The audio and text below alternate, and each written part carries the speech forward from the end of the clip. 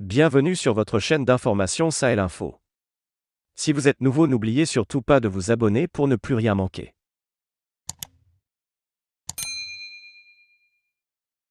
Le pays, déjà sous perfusion, s'est vu frappé par une batterie de sanctions économiques aussi dures qu'inédites, aux grandes dames des populations. La Communauté économique des États de l'Afrique de l'Ouest a infligé des sanctions contre le Mali depuis le 9 janvier 2022. Ces sanctions visant à isoler le Mali sur la scène internationale ont fragilisé son économie et créé des conditions d'une pression interne sur les dirigeants.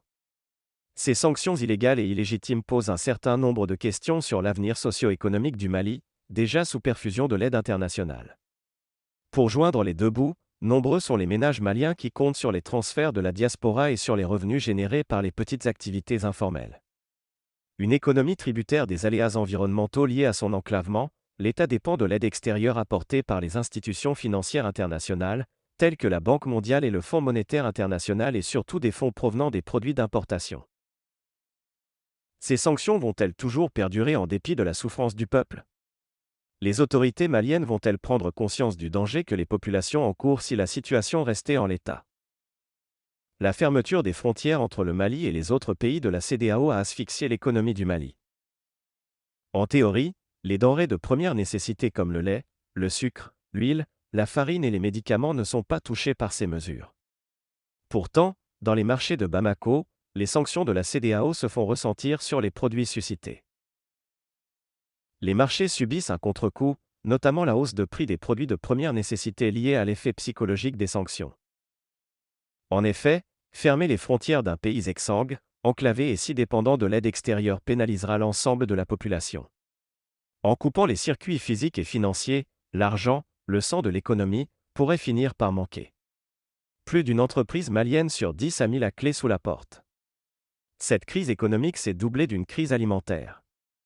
Les agriculteurs n'ont pas semé à la hauteur de leurs besoins. Parce qu'ils n'ont pas pu acheter les intrants, faute de moyens, ou parce qu'ils étaient bloqués dans les ports par la congestion du transport maritime.